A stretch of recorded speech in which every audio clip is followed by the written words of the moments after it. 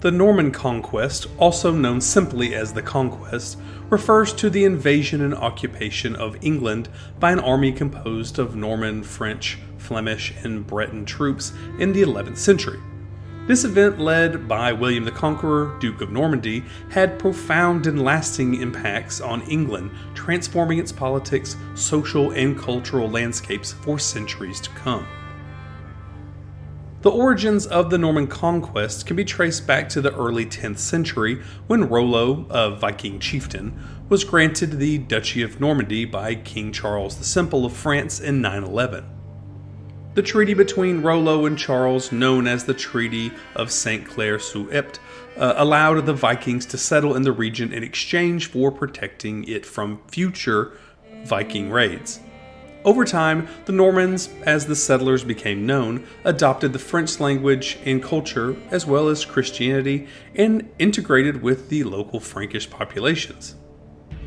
The ties between Normandy and England were strengthened when Emma of Normandy, daughter of Richard I, Duke of Normandy, married Athelred the Unready, King of England, in 1002. After Athelred's death, Emma married Canute, the great King of Denmark, England, and Norway. Emma's children, Edward the Confessor and his half-brother, Harthut Canute, spent most of their youth in Normandy during the Danish occupation of England. Edward the Confessor became King of England in 1042, had spent over 2 decades in exile in Normandy during the Canute's reign. As king, Edward drew heavily on Norman support, appointing Norman courtiers, soldiers, and clerics to positions of power. This close relationship between England and Normandy intensified under Edward's rule and laid the foundation for future Norman claims to the English throne. Edward the Confessor died childless in January of 1066, triggering a succession crisis. Harold Godwinson, Earl of Wessex, and the most powerful noble in England, was crowned king by Witnamak, the Council of Nobles and Clergy. Harold's ascension was challenged by 2 other claimants to the throne, William, Duke of Normandy, who argued that Edward had promised him the throne, and Harald Hardrada, King of Norway. William the Conqueror's invasion of England in 1066 was meticulously planned and executed, marking a pivotal moment in European history. Assembling a formidable army from Normandy and across France, William's invasion force was a diverse coalition of Norman, French, Breton, and Flemish troops, numbering between 7,000 to 8,000 men. This includes an estimated 1,000 to 2,000 cavalry, along with infantry and archers. The exact figures remain debated among historians, but it is clear that William's army was well equipped and strategically positioned to challenge the English throne.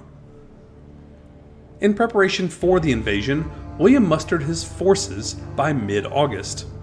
His fleet, estimated to have around 700 to 726 ships, although these figures may be inflated, was ready to cross the Channel. Contemporary sources, prone to exaggeration, suggest varying numbers from 14,000 to 150,000 men, highlighting the historical uncertainties surrounding this event. Despite the logistical challenges and adverse winds delaying their departure until late September, William's army was undeterred. During the summer, while the invasion fleet awaited favorable winds, William received papal support from Pope Alexander II, signaled by a papal banner, and diplomatic backing from other European rulers.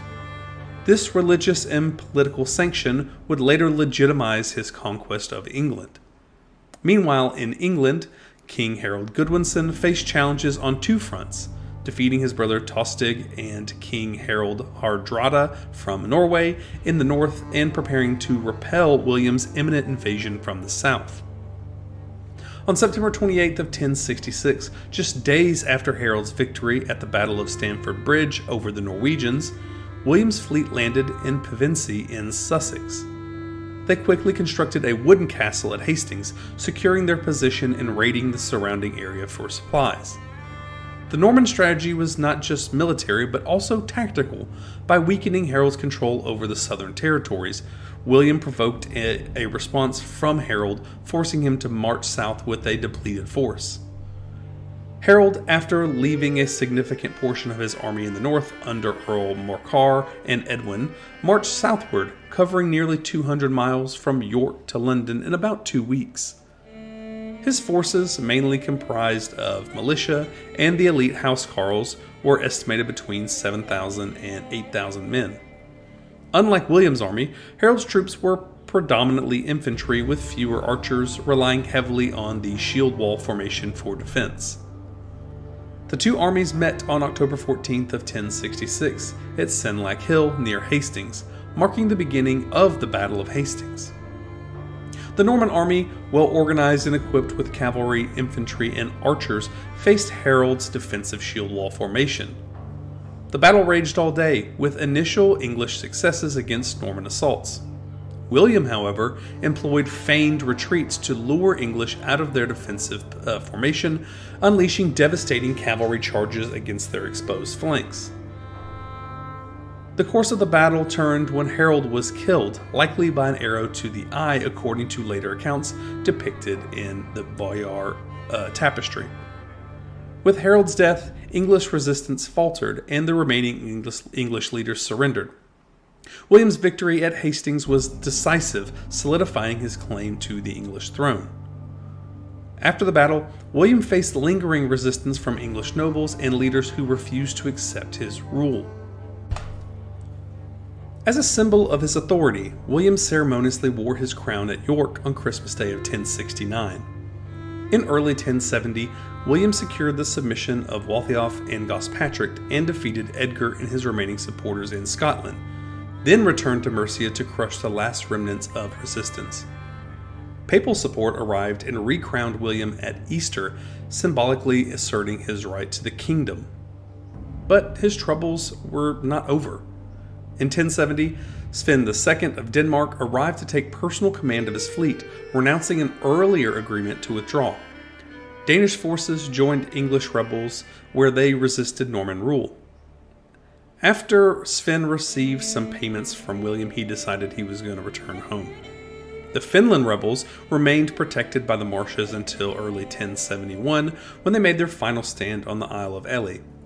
William's forces constructed a pontoon to reach Ely, defeating the rebels, and stormed the island, ending the English resistance.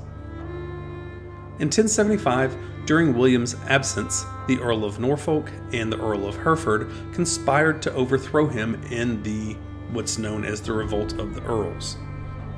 Despite initial successes, the rebellion was crushed by William's forces, and the Earl of Hereford was unable to leave his stronghold in Herefordshire due to the efforts of Wulfstan, the Bishop of Worcester, and Athelwig, the Abbot of Eversham. Ralph besieged in Norwich Castle and eventually surrendered, while Danish support arrived too late to make an actual impact. William returned to England later in 1075 to deal with the Danish threat in the aftermath of the rebellion. He celebrated Christmas at Winchester and imprisoned Roger and Waltheof, executing Waltheof in May of 1076. By then, William had returned to the continent, where Ralph continued to lead the rebellion from Brittany. Once England had been conquered, the Normans faced numerous challenges in maintaining control. The Normans were vastly outnumbered by the native English population.